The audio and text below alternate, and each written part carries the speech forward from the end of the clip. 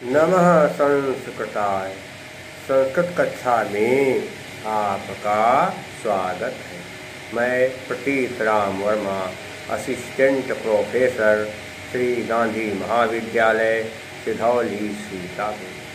आज मैं विभाग 3 के अंतर्गत महाकवि भास विरचित स्वप्नवासो दत्तम नाटक पढ़ाने जा रहा हूँ।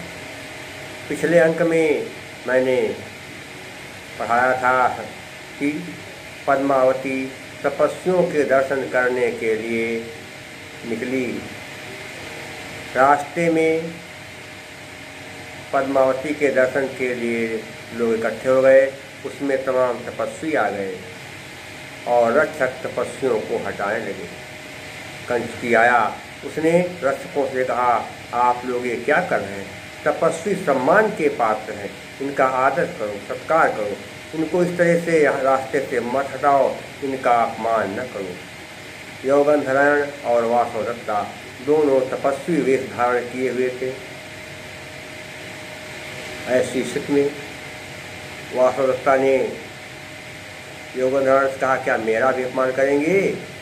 योगंधर ने कहा, ऐसी बात नहीं है, राजकुमारी दर्शन के लिए आ रही है तपस्वियों के, इसलिए ये तपस्वियों का दर्शन करके वापस चली जाएगी। आप भी पहले इसी प्रकार से तपस्वियों के दर्शन करने के लिए जाती थी, घूमती थी। आप समय की बात है, इसलिए आज पद्मावती घूम रही है और पुष्पक भद्रक सिद्ध पुरुषों ने अर्थात ज्योतिषियों ने भविष्यवाणी किया है कि यह पद्मावती एक दिन महाराज उदयन की पत्नी बनेगी। तो ज्योतिषियों की भविष्यवाणी के अनुसार महाराज उदयन से अपनी पत्नी बनाना चाहते हैं, इसीलिए इसके प्रति मुझे आत्मीयता हो गई, अपनापन हो गया। योगंधर वासवदत्ता से कहने लगा कि हे देवी, प्रद्वेष्टो बहुमानो वा संकल्पादुपजायते भृत्रदाराभिलाषित्वादस्यां मे महती स्वता। और प्रद्वेषो नहीं, प्रद्वेषः मूर्धन्य सा में आ पर विसर्ग है, उसके बाद बा है, इसलिए हस्याच सूत्र के नियम से विसर्ग का वो बन जाएगा। फिर मूर्धन्य सा में आ के बाद आदगुणा के नियम से ऊ का वो बन जाएगा। बहुमानु नहीं है, बहुमाना ना में आ पर विसर्ग, उसके बाद हुआ है, इसलिए हस्या सूत्र के नियम से विसर्ग का वो बन जाएगा। फिर ना में आ के बाद बहुमानो बना, इसलिए आदगुणा सूत्र के नियम से ऊ का वो बन गया बहुमानु। प्रदेशा माने वैर अर्थात दुश्मनी, बहुमाना माने आदर या सम्मान। संकल्पात लिखा तो है संकल्पात, ता नहीं है, झलाम सुमंत सूत्र के नियम से क्या हुआ, ताकि जो है उससे संधि हुई, इसलिए ता अपने वर्ग के तीसरे वर्ण दा में बदल गया, बन गया संकल्पाद। तो क्या संकल्प से उपजायते पैदा होता है। वैर या आदर की भावना, वैर या आदर की भावना संकल्प से पैदा होती है। भृत्र माने स्वामी, दारा पत्नी, अभिलाष माने इच्छा कर रहे हैं, अभिलाषवाद, अस्याम माने इसके प्रति, में माने मेरे हृदय में, महती बहुत बड़ी, स्वता माने आत्मीयता हो।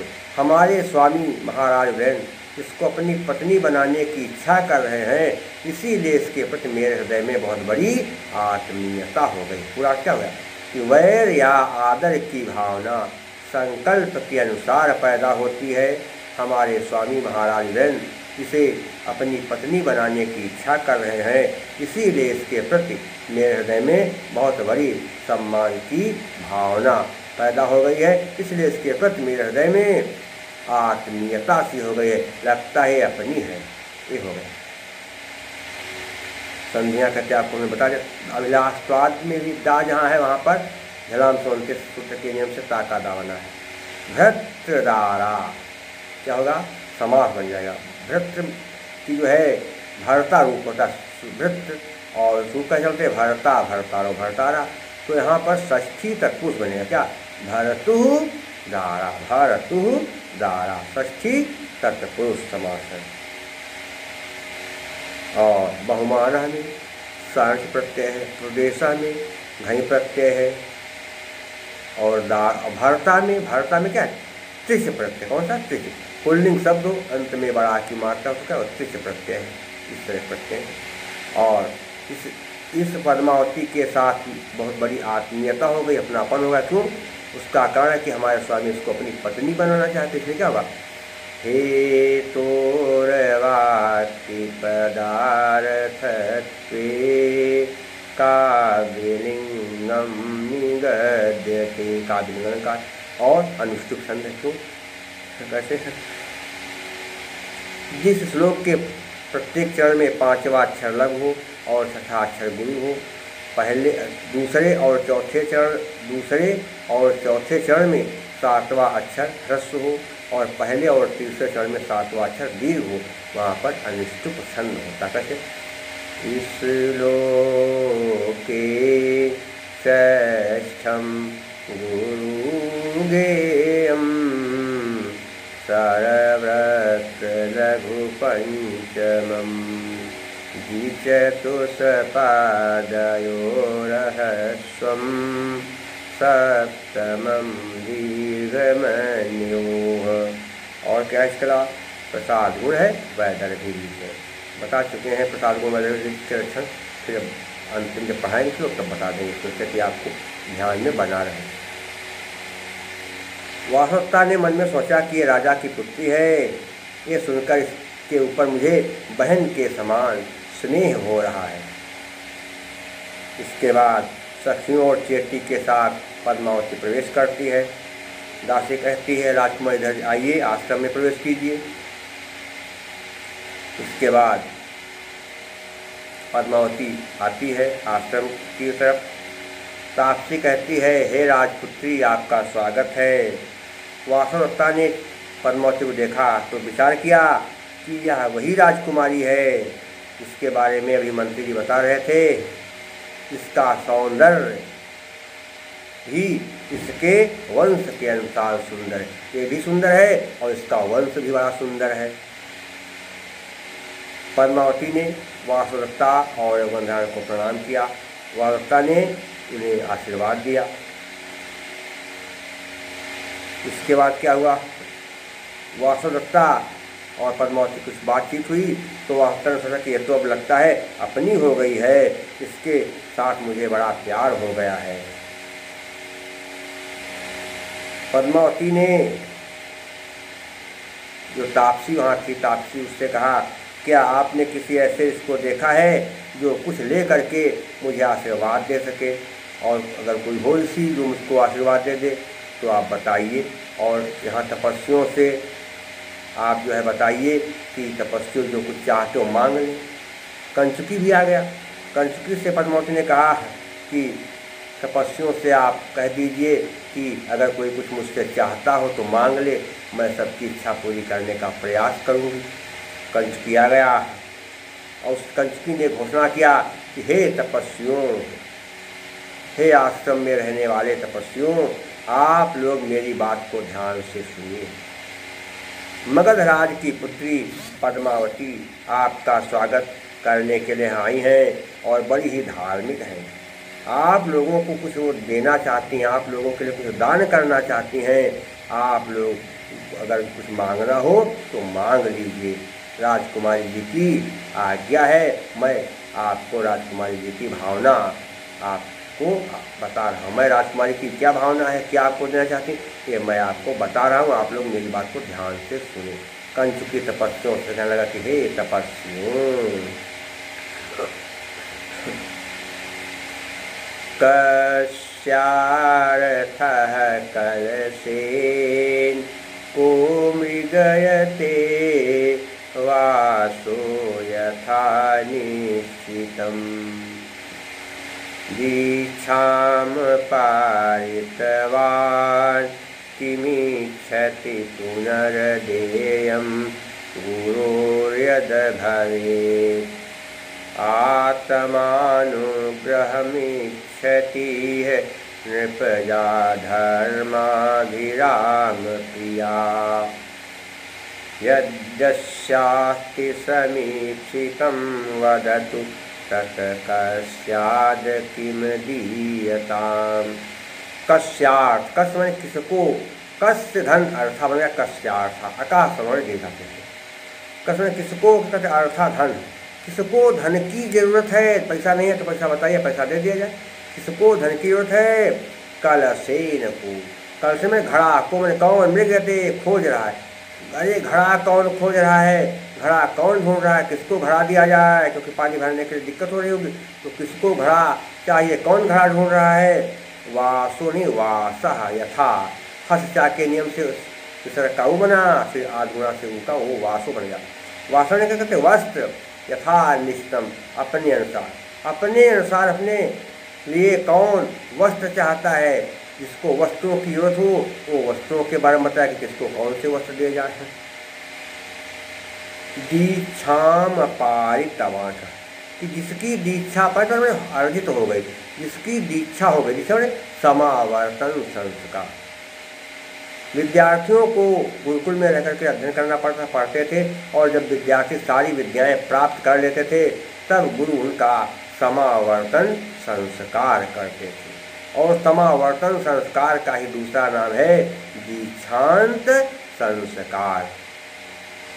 अब आज तो दीक्षांत समारोह होते देखते हैं आप लोग, तो दीक्षा पर मैंने समावर्तन संस्कार हो गया है।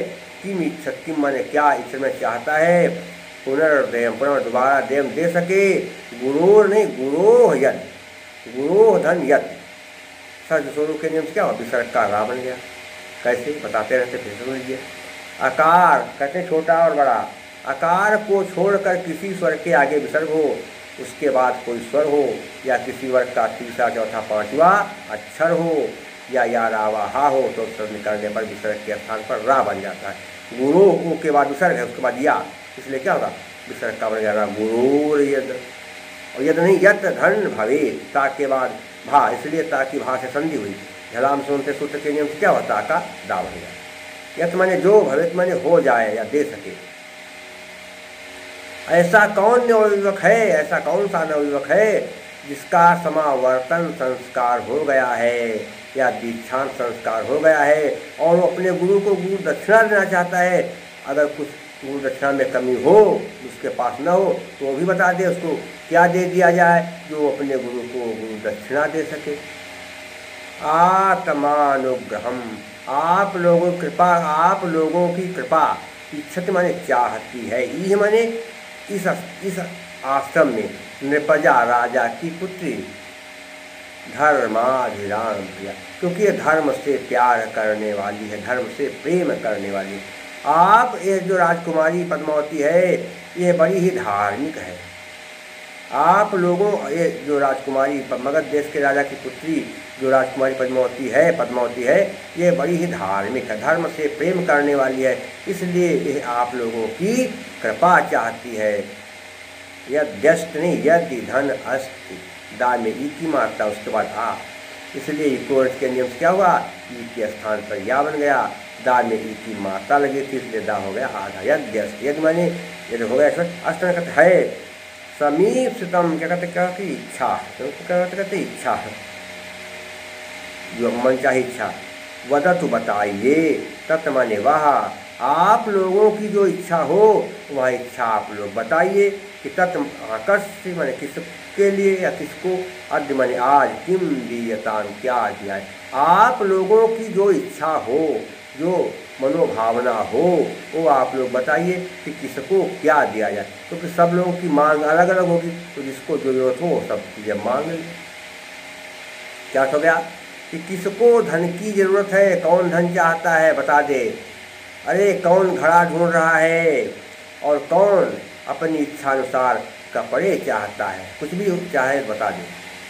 और ऐसा कौन सा शिष्य है, ऐसा कौन सा नवयुवक है जिसका समावर्तन अर्थात दीक्षांत संस्कार हो गया है और अब वह अपने गुरु को विद्या के बदले में गुरु दक्षिणा देना चाहता है, तो भी बता दे कि उसे क्या चाहिए, वो क्या गुरु दक्षिणा देना चाहता है। जो कुछ मांगना है वो मांग ले।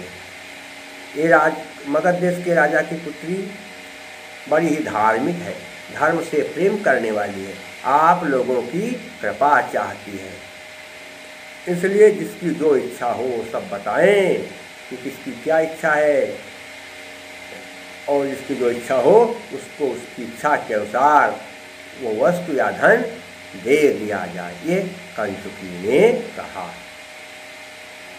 देख रहा क्या कहता है, इच्छति धन की बन गया इच्छति, छोटी के बाद इच्छति ताबे छोटी, उसका फिर छोटी, इच्छत धन की बन गया इच्छति है। अकहा सवर्णे विवेगा, संध्या को ने बहुत बता दिया। कष्ट धन अद्य कश्चात का सवर्णे दीर्घा हो गया। अब देखना कहते आज में हमको कहते हैं कि कहाँ पर जो है समास है। धर्माभिराम क्या है, धर्मे अभिरामा षष्ठी तत्पुरुष समास है। इसके अलावा क्या बनेगा इसमें और देखेंगे।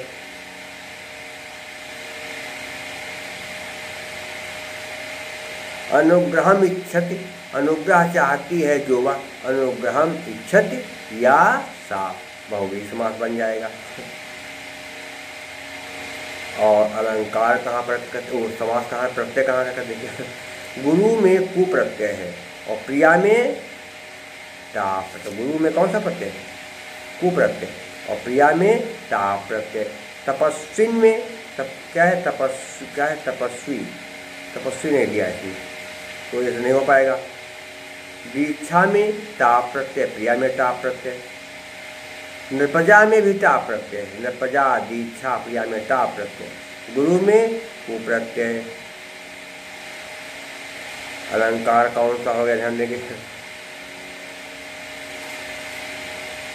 कस्यार्था कलसेन, का किया बचकर दो बार से क्या, लाचानुप्रास। वर्ण वृत्तिम दुविधागता छेकानुप्रासः कथ्यते। जहाँ पर एक अक्षर की आवृत्ति दो बार हो वहाँ पर छेकानुप्रास अलंकार होता है। और कहते क्या होगा इसमें और देखेंगे। राजकुमार सबको दान करना चाहते, क्यों, क्योंकि धार्मिक है, धर्म से प्रेम करने वाली, इसलिए क्या काव्यलिंग अलंकार बता चुके थे। हे तोरवाक्य पदार्थत्वे काव्यलिंगम निगद्यते। और सब और छंद कौन सा है ध्यान दीजिए क्या, सूर्याश्वैर्मसजसतताः सगुरवः शार्दूल विक्रीडितम्। शार्दूल विक्रीडितम छंद क्या है, मगण सगण जगण सगण दो तगण, अंत में गुरु, वहाँ पर शार्दूल विक्रीडितम छंद होता है। और सूर्य के कितने 12, उनके रस में घोड़े कितने 7, तो 12वें और 7वें अक्षर पर विराम हो, वहाँ पर शार्दूल विक्रीडितम छंद होता है। और प्रसाद गुण वैदर भी रीति है। अब एक चीज क्या कहते हैं आपको बताया, इसमें बीच में कथा जोड़ लेना पड़ेगा। जब समावर्तन, आज के समय की बात अलग है, प्राचीन काल में क्या होता था कि गुरु, सारे विद्यार्थी गुरुकुल में जा कर के पढ़ते थे और गुरु ही अपने सारे विद्यार्थियों को अपने संग रखता था, अपने आश्रम में उनकी सारी देखभाल करता था। और गुरु शिष्य भी अपने गुरु की मन लगा करके सेवा किया करते थे। और फिर जब इसके बदले में क्या होता था, प्राचीन काल में 18 विषय गुरुकुल में पढ़ाए जाते थे। इन्हें की केवल संस्कृत पढ़ाई जाती थी। सब लोग समझते हैं कि गुरुकुलों में केवल संस्कृत पढ़ाई जाती होगी, ऐसा नहीं। गुरुकुल में सब 18 विषय पढ़ाए जाते थे। क्या, भौतिक विज्ञान, रसायन विज्ञान, जीव विज्ञान, नक्षत्र विज्ञान, भूगोल, इतिहास, धर्मशास्त्र, न्यायशास्त्र, पुराण, ज्योतिष अर्थात गणित, इंजीनियरिंग, वास्तुकला, जिसे कहते हैं इंजीनियरिंग कहते हैं वास्तुकला, और प्रबंधन जिसे कहते हैं MBA, चिकित्सा शास्त्र, इसको पढ़ने के लिए लोग क्या करते हैं, बहुत डिग्रियाँ प्राप्त करते हैं, बहुत पैसा खर्चा करते हैं। सब 18 विषय पढ़ाए जाते थे। और क्या होता था, सुबह 7 बजे से लेकर शाम सूर्यास्त तक विद्याएँ पढ़ाई जाती थी, और उसी में और भी काम होते थे। सारे विद्यार्थी नहा धोकर तैयार रहते थे, और इसके बाद कुछ विद्यार्थी क्या करते थे, 1-2 घंटे के लिए जाते थे तब भिक्षा मांगने, और फिर गुरु की खेती में भी काम करते थे, खेलकूद सब कुछ करते थे। उसमें पढ़ाई लिखाई, भिक्षा मांगना, खाना सब काम करते थे और पढ़ते लिखते थे। तो गुरु के पास ही सारे विद्यार्थी रहते, और गुरु उनको इतना अच्छी तरीके से पढ़ाते थे कि विद्यार्थी पढ़ करके जब गुरुकुल से निकलते थे तो एक आदर्श नागरिक बन करके निकलते थे। और फिर क्या होता था, जब विद्यार्थियों का गुरु समावर्तन संस्कार करते थे तो विद्यार्थी उनको समावर्तन संस्कार के दिन गुरु को एक बढ़िया ही अच्छे आसन पर बैठाते थे, गुरु की वंदना करते थे, उन गुरु को फूलों की माला पहनाते थे, और फिर उनके चरणों की वंदना करते थे। और फिर गुरु उनको उपदेश देता था कि शिष्यों, मैंने तुमको जो विद्याएं पढ़ाई हैं उन विद्याओं का तुम अपने लिए, अपने परिवार के लिए और समाज के कल्याण के लिए सदुपयोग करना। ऐसा कोई काम न करना जिससे तुम्हारे माता पिता गुरु की बदनामी हो। हमेशा अच्छे काम करना, इस विद्या से अपनी उन्नति करना और दूसरों की उन्नति में सहयोग करना। ये गुरु जो था विद्यार्थियों को उपदेश देता था। इसके बाद जब उपदेश दे देते थे गुरु, तब विद्यार्थी जो शिष्य होते थे अपने गुरु को गुरु दक्षिणा दे देते थे। विद्यार्थी या शिष्य अपने गुरु को जो गुरु दक्षिणा देते थे गुरु से स्वीकार कर लेते थे। ये नहीं कहते थे कि मुझे को इतना लाओ, ये लाओ, वो लाओ। लेकिन कुछ गुरु के कहते ऐसे भी थे जो अपने विद्यार्थियों से गुरु दक्षिणा मांग भी लिया करते थे। जैसे कहते आपको बताएं, जैसे द्रोणाचार्य ने कौरवों पांडवों को विद्याएं सिखाई, विद्या दिया, ज्ञान दिया। और फिर जब कौरव पांडवों ने द्रोणाचार्य से कहा गुरु जी आपको क्या गुरु दक्षिणा दें, तो द्रोणाचार्य ने कहा सुनो बेटा, आप लोग सुनिए, राजा द्रुपद ने मेरा बहुत बड़ा अपमान किया है। मैं चाहता हूँ कि तुम राजा द्रुपद को बंदी बना करके मेरे सामने ले आओ, यही मेरी गुरु दक्षिणा है। तो कौरव पांडव राजा द्रुपद के राज्य में गए, उनके ऊपर आक्रमण किया और उनको हरा दिया, और फिर उनको बंदी बना करके द्रोणाचार्य जी के सामने ले आए। ये गुरु दक्षिणा। यही नहीं, अर्जुन को श्रेष्ठ धनुर्धर सिद्ध करने के लिए द्रोणाचार्य ने क्या किया, एकलव्य से उसका अंगूठा गुरु दक्षिणा के रूप में मांग लिया। जबकि द्रोणाचार्य ने एकलव्य को कुछ भी नहीं पढ़ाया, उसको पढ़ाने से साफ इनकार कर दिया था, कहा कि तुम भील हो, नहीं पढ़ाएंगे। लेकिन एकलव्य ने द्रोणाचार्य की मूर्ति बना लिया और मूर्ति को ही गुरु मान करके वो विद्या सीखने लगा और ज्ञानी हो गया। तो द्रोणाचार्य ने एकलव्य से उसके दाहिने हाथ का अंगूठा मांग लिया। और क्या होता, भगवान श्री कृष्ण के गुरु संदीपन मुनि ने श्री कृष्ण ने कहा कि मेरे पुत्र समुद्र में डूब गए थे, बेचारे बहुत मर गए डूब करके, मैं उनके वियोग में बहुत दुखी हूँ। अगर तुम मुझे गुरु दक्षिणा देना चाहते हो तो मेरे पुत्रों को जिंदा मेरे पास ले आओ। तो भगवान श्री कृष्ण वरुण लोक को गए और अपने गुरु के मरे हुए पुत्रों को सजीव अर्थात जिंदा करके या जीवित अवस्था में ले आए और अपने गुरु को सौंप गई। और भी तमाम कहानियाँ, एक कहानी और मैं बताऊंगा आपको, बहुत बढ़िया है।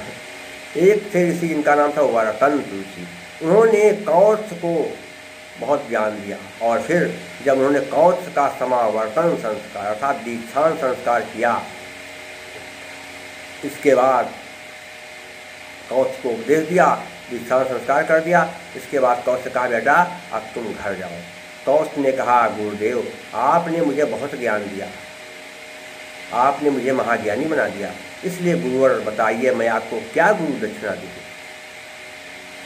वरतंत्र ने कहा बेटा तुमने मेरी बहुत सेवा किया है, इसलिए मैं तुमसे कुछ भी गुरु दक्षिणा नहीं लूँगा, तुम्हारी सेवा ही मेरे लिए सबसे बड़ी गुरु दक्षिणा है, उसे ही मैं गुरु दक्षिणा मानता हूँ। कौत्स ने कहा नहीं गुरुदेव आप बताइए, सेवा करना तो मेरा धर्म था, लेकिन आप बताइए आपको मैं क्या गुरु दक्षिणा दूँ।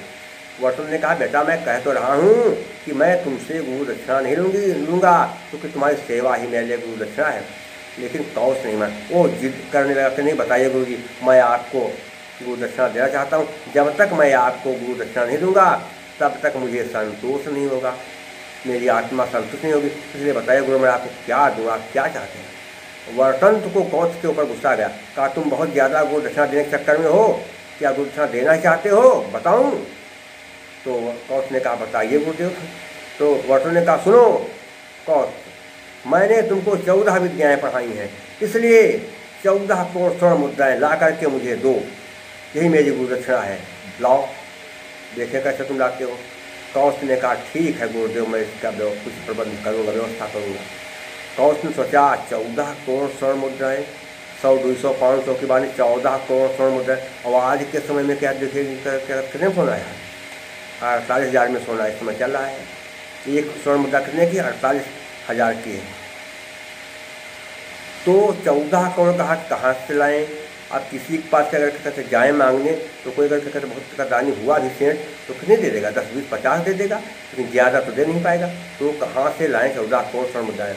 फिर कौश ने विचार किया कि इस समय जो हमारे राज्य के महाराजा रघु हैं वो महादानी हैं, उनके पास जाएं और अपनी फरियाद सुनाएं, बताएं कि ये समस्या है, तो शायद कुछ मदद करें। ये विचार करके कौश राजा रघु के पास आया। राजा रघु ने कौश का सम्मान किया, उनको आसन पर बैठाया है। फिर इसके बाद राजा रघु मिट्टी के पात्र में पानी भर कर के लाए और कौश के पाँव धोने लगे। इसके बाद पाँव धोते ही राजा रघु ने कौश से कहा, कहिए नवयुवक, हमारे यहाँ आने का क्या प्रयोजन है, बताइए आपकी मैं क्या सेवा करूँ। कौश ने कहा, अब महाराज मैं क्या बताऊँ, जिस उद्देश्य से, जिस मतलब से मैं यहाँ आया था, लगता है मेरा उद्देश्य पूरा नहीं होगा, मेरी इच्छा पूरी नहीं होगी। अब लगता है मुझे किसी दूसरे राजा के पास जाना पड़ेगा। राजा रघु ने कहा, अरे आप बताइए तो मामला क्या है। कौश ने कहा कि हे राजन, मैं आपके पास कुछ मांगने आया था। राजा ने कहा बताओ क्या मांगने आए थे। कौश ने कहा कि मैं अपने गुरु को गुरु दक्षिणा देना चाहता हूँ, और हमारे गुरु ने मुझसे कहा कि 14 करोड़ स्वर्ण मुद्राएँ ला कर दो। अब बताओ 14 करोड़ स्वर्ण मुद्राएँ मैं कहाँ से लाऊँ। मैंने सोचा था कि मैं आपके पास जाऊँगा और आपसे मांगूंगा, लेकिन आप मेरी जो सेवा कर रहे हैं मिट्टी के पात्र में, मिट्टी के बर्तन में पानी भर करके लाए हैं, मिट्टी के पात्र में, और मेरे पाँव धो रहे हैं, तो मुझे तो लगता है कि इस समय जैसा मैं हूँ वैसे आप भी हैं, और लगता है आप बहुत गरीब हो गए हैं। राजा को चाहिए था कि सोने के पात्र में पानी जो है पानी भर कर लाते और फिर मेरे पाँव धोते, लेकिन आप मिट्टी का पात्र लेकर यहाँ आए हैं और मेरे पाँव धो रहे हैं। इसलिए लगता है मेरी इच्छा यहाँ पूरी नहीं होगी, किसी दूसरे राजा के पास मुझे कहकर जाना पड़ेगा। राजा ने कहा सुनिए, आप यहाँ कुछ विशेष बात सोच कर आए हैं कुछ मांगने के लिए, तो चिंता न करिए, हमको 2 दिन का समय दीजिए और 2 दिन में हम कुछ व्यवस्था करेंगे। आप यहाँ आराम से रुकिए, विश्राम कीजिए, 2 दिन के बाद हम आपकी कुछ व्यवस्था करेंगे। कौश ने कहा ठीक है। कौश से रुक गए वहाँ। शाम के समय राजा ने सारथी बुलाया। कहा सारथी। सारथी ने कहा बताइए महाराज। राजा ने कहा हे सारथी, आज तुम रात में ही घोड़ों को खिला पिला करके तैयार रखना, और कल हम ब्राह्म मुहूर्त में कुबेर लोक पर आक्रमण करेंगे। कुबेर लोग चलेंगे और उनके यहाँ आक्रमण करेंगे और उनके यहाँ से धन लूट करके लाएंगे। सारथी ने कहा ठीक है महाराज। और फिर क्या किया, शाम हो गई और रात हुई, राजा रथ में ही जाकर के सो गए। सोचा कौन यहाँ आएगा रथ में, सुबह रथ में ही जाकर सो गए। और जब कहते ब्राह्म मुहूर्त हुआ, सारथी आया, कहा महाराज रथ तैयार है, आप कुबेर लोग चलने की तैयारी कीजिए। और सारथी आया था, उस समय आ गया खजांची वहाँ। कहा महाराज कहीं जाने की जरूरत नहीं है। राजा ने कहा क्यों। खजांची ने कहा महाराज सारा राजकोष सोने चांदी हीरा जवाहरात आज से भर गया है, पूरा भर गया है। लगता है कुबेर देवता ने आपके आक्रमण के डर से सारा खजाना पहले ही भर दिया। सोचा राजा आएंगे आक्रमण करेंगे तो क्यों इनको ऐसा अवसर दिया जाए, इसलिए कुबेर देवता ने सारा खजाना पहले से ही भर दिया है। राजा ने कहा तब तो बहुत अच्छी बात हुई, लड़ाई भी नहीं करना पड़ा। और फिर क्या किया, राजा ने कई बोरियों में स्वर्ण मुद्राएँ भरवाई और फिर वो बोरियाँ लेकर के कौश के पास आए और कौश से कहा कि हे नवयुवक, आप इस स्वर्ण मुद्राओं को ले जाइए। हमने गिना तो नहीं कितनी करोड़ की है, लेकिन हमारा विचार है कि ये 14 करोड़ से ज़्यादा होंगी। कौश ने कहा महाराज मुझे सिर्फ 14 करोड़ स्वर्ण मुद्रा है, ज़्यादा मत दीजिए। राजा ने कहा ले जाओ, मैं दे रहा हूँ, स्वेच्छा से खुशी से दे रहा हूँ। कौश ने कहा नहीं महाराज, मुझे ज़्यादा एक भी नहीं चाहिए। राजा कह रहे ले जाओ, मैं दे रहा हूँ। देखिए दोनों लोग बड़े त्यागी। कौश एक भी स्वर्ण मुद्रा ज़्यादा नहीं लेने के लिए तैयार था, कह रहा मैं नहीं लूँगा। और राजा 14 करोड़ से ज़्यादा स्वर्ण मुद्राएं दे रहे थे। अयोध्या के दोनों महान हो गए। एक तो कौश महान कि वो ज़्यादा लेने एक भी मुद्रा, और राजा जितना मांगा उससे ज़्यादा दे रहे हैं। दोनों लोग महान। आज की बात नहीं कि सब लोग चाहते हैं कि अगर किसी से 100 रुपया मांगे तो अगर 150 दे दे तो बड़े खुश मगन थे, आज क्या आनंद आ गया। और जो देने वाला होता कि अगर कोई 100 मांगे तो 100 दें, क्यों 10 रुपया ज़्यादा दें इनको। लेकिन दोनों लोग एक जैसे, राजा ज़्यादा दे रहे थे, कौश से ज़्यादा ले नहीं रहे थे। लेकिन राजा ने कहा हमारी खुशी के लिए आप रख लीजिए। कौश ने कहा ठीक है महाराज। इसका क्या वहाँ राजा ने, हाँ कौश ने कहा महाराज आपके पास सब कुछ है, आपने हमारी याचना स्वीकार कर ली, हमें इतना धन दे दिया, इतनी मुद्राएं, सब कुछ है, लेकिन अब मैं खाली यहाँ से नहीं रहूँगा। मैं आपको आशीर्वाद दे रहा हूँ। आपके पास सब कुछ है लेकिन एक चीज़ नहीं है, आप निसंतान हैं। मैं आपको आशीर्वाद दे रहा हूँ कि जैसे आप महान गुणों वाले हैं वैसे ही आप जैसे महान गुणों वाला पुत्र भी आपको शीघ्र ही प्राप्त होगा। ये मेरा आशीर्वाद है कि आपको आपके जैसे महान गुण वाला पुत्र शीघ्र ही प्राप्त होगा। ये आशीर्वाद मैं आपको दे रहा हूँ। और ऐसा आशीर्वाद दे करके कौश अपने गुरु के पास आ गए और अपने गुरु को उन्होंने 14 करोड़ स्वर्ण मुद्राएं दिया।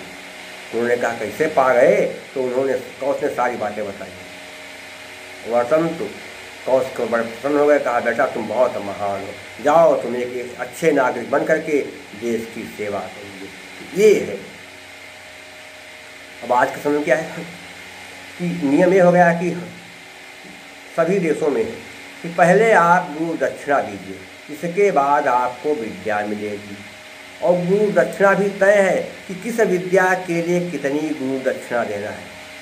इतिहास, भूगोल, राजनीति, समाज शास्त्र, भौतिक, रसायन विज्ञान, जीवन गणित, इसकी फीस तो थोड़ा कम पड़ती है।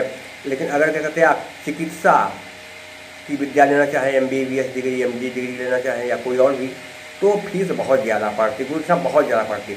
MBA करना है बहुत ज़्यादा फीस पड़ेगी। वास्तु का अर्थात इंजीनियरिंग करना चाहिए तब भी फीस बहुत ज़्यादा है, गुरु दक्षिणा बहुत ज़्यादा पड़ती है। और गुरु दक्षिणा सबकी निश्चित है कि कितनी गुरु दक्षिणा आपको कैसे देना। और वो पहले कहते हैं आप गुरु दक्षिणा दीजिए, आपको विद्या आए चाहे ना आए। न्यायशास्त्र पहले फिल्म से दिया जाता था, अब न्यायशास्त्र के लिए क्या कर रही है आप, LLB करिए, LLM करिए, और उसके लिए भी क्या कहते फीस निश्चित है, कितनी फीस आपको देना है। गुरु दक्षिणा फीस का मतलब गुरु दक्षिणा। और जब आप फीस उतनी गुरु दक्षिणा देने में सक्षम होंगे तभी जो है आपको विद्या मिलेगी। और आपकी पढ़ी हुई विद्या सफल होगी या नहीं इसकी कोई गारंटी नहीं है। ये बात होती है। तो पहले की शिक्षा में और आज की शिक्षा में अंतर है।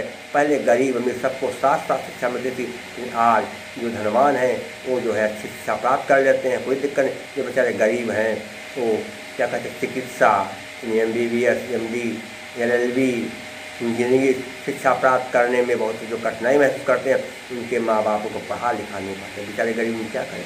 तो ये शिक्षा जो है अब आज के समय में बड़ी ही दोषपूर्ण शिक्षा हो गई है। तो ये बात है आज की। तो गुरु दक्षिणा पहले ली ही नहीं आती थी, अगर ली गई तो जो विद्यार्थी दे दें। तो ये क्या है, प्रसाद गुण वैदर्भी रीत बता चुके हैं। पद्मावती ने देखा कि मेरा आना तो सफल हो गया। अब कंचुकी भी था, कंचुकी ने कहा जो कुछ कहना बताइए। योगेंद्र कंचुकी के पास आया, कहा हे ब्राह्मण देवता मेरी एक आपसे विनती है। कंचुकी ने कहा बताइए। कहा मुझे कुछ नहीं चाहिए। मैं वासवदत्ता की ओर संकेत करते हुए योगेंद्र ने कंचुकी से कहा कि हे ब्राह्मण देवता ये मेरी बहन है, इसका पति इस समय विदेश में है, इसलिए हमारे पास रह रही है। और मैं भी अब तीर्थ यात्रा पर जा रहा हूँ, इसलिए मैं चाहता हूँ कि आपकी राजकुमारी हमारी बहन को कुछ समय के लिए अपने पास रख ले, और जब इसका पति परदेश से लौट आएगा या मैं तीर्थ यात्रा से वापस आ जाऊँगा तो मैं इसे अपने साथ बुला ले जाऊँगा। मुझे किसी चीज़ की जरूरत नहीं है, योगेंद्र ने कहा कि हे ब्राह्मण देवता, कार्यम कार्यम नैवार्थेरनापि भोगैर्न वस्त्रैर्नाहं कासायं वृत्तिहेतोः प्रपन्नः धीराकान्यायं दृष्टधर्मप्रचारा सक्ताचारित्रं रक्षितुं मे भगिन्या। कार्य माने मतलब है, काम है, नयो नहीं करना, धन तक एव वृद्ध से का क्या बन गया है न नहीं न नहीं नहीं एवं ही अर्थेन धन से मन करते भी अर्थेन धन क्या बन गया अर्थेनाज भोगैर नहीं भोगई धन ना सच शुरू से क्या बना इसका कारा बन गया। भोगों से ना नहीं वस्त्र वस्तुओं से ना नहीं वस्त्र धन ना वस्त्र न वस्तुओं से नहीं ना मैं नहीं हम मैं का स्वयं गिरवे वस्तुओं को वृत्ति हेतु तो जीविका चलाने के लिए क्या हुआ कि प्रपन्न धारण किया है। मेरा धन से कोई मतलब नहीं है, न मेरा किसी प्रकार के भोगों से कोई मतलब है, न मेरा काम किसी प्रकार से वस्तुओं से, वस्त्र भी मुझे नहीं चाहिए और जीविका चलाने के लिए मैंने गिरवे वस्तुओं को धारण नहीं किया है। धीरा धैर्यशाली है क्या क्या कन्या धन यम कान्य मन गया आधुना से ही का ये कन्या यम या दिष्ट धर्म प्रचार, इसके धर्म प्रचार को मैंने देख लिया है, इसलिए क्या है कि सत्ता समर्थ है चारित्रम चरित्र की रक्षा करने में मैं भगन्या मेरी बहन की। ये कन्या बड़ी धैर्यशालिनी है, इसके धर्म प्रचार को मैंने देख लिया है, इसलिए मुझे लगता है कि यह मेरी बहन के चरित्र की रक्षा करने में पूर्णतया समर्थ है। पूरा क्या हो गया कि मुझे धन से कोई मतलब नहीं है, ना तो मुझे कोई भोग चाहिए और न मुझे वस्तुओं की ज़रूरत है, और जीविका चलाने के लिए मैंने गिरवे वस्तुओं को धारण नहीं किया है। तो कुछ लोग बाबा बन जाते हैं कि कुछ कमाई हो जाएगी, तो मैंने जीविका चलाने के लिए गिरवे वस्तुओं को धारण नहीं किया है। ये कन्या बड़ी ही धैर्यशालिनी है, इसके धर्म प्रचार को मैंने देख लिया है, इसलिए मुझे समझ में आ गया है कि यह मेरी बहन की रक्षा करने में पूर्णतया समर्थ है। देख रहा था क्या समझा करते आपको मैंने कहते बता दिया, देखा क्या वृत्ति हेतु में क्या है वृत्तये हेतु वृत्तये हेतु चतुर्थी तत्पुरुष समास। और क्या होगा कहते देखिए धर्म प्रचार धर्मस्य प्रचारा षष्ठी तत्पुरुष समास। और देखिए कहाँ पर समास कहाँ बनेगा कहते देखें तो प्रेषता में प्र उपसर्ग है, दस धातु कत प्रत्यय है, वृत्ति में कृतन प्रत्यय है, भगनी में अंगी प्रत्यय है, प्रचार में घई प्रत्यय है, रचितुम में तून प्रत्यय है। ये मेरी बहन की रक्षा करने में समर्थ क्यों? क्योंकि मैंने इसके धर्म प्रचार को देख लिया। तो क्या होगा कार्यकांडों में क्या होगा हेतुर्वाक्य पदार्थत्वे काव्यलिंगम निगद्यते। और वैश्व देवी छंद क्या पंचाशेष छिन्ना वैश्वदेवी यमयो यगण मगण यगण हो। इस छंद के प्रत्येक चरण में यगण मगण और यगण हो, वहाँ पर जो है वैश्व देवी छंद होता है 5 और 7 पर विराम है। ये होगा प्रसाद गुण है। क्या लक्षण होता है कि जहाँ पर कोई बात सुनते या पढ़ते तो समझ में आ जाए, दिल में बैठ जाए, वहाँ पर प्रसाद दे। चित्तम व्यापनोति क्षिप्रम सुसकंधेन मिवानला सप्रसादः समस्तेषु रसेषु रचनासु चा। और जहाँ पर समासों का अभाव या बहुत कम समास हो, समासों का अभाव हो या बहुत कम समास, वहाँ पर वैदर्भी। यहाँ क्या है वैदर्भी माधुर्य व्यंजक वर्णे रचना ललितात्मका अवृत्तिरल्पवृत्तिरवा वैदर्भीतिरिष्यते। भारतीय वृत्य है और सारी बातें सब वही हैं, तो पहले कोई नई चीज़ नहीं है। तो शेष मैं आपको अगले अंक में पढ़ाऊँगा। तब तक के लिए नमः संस्कृताय।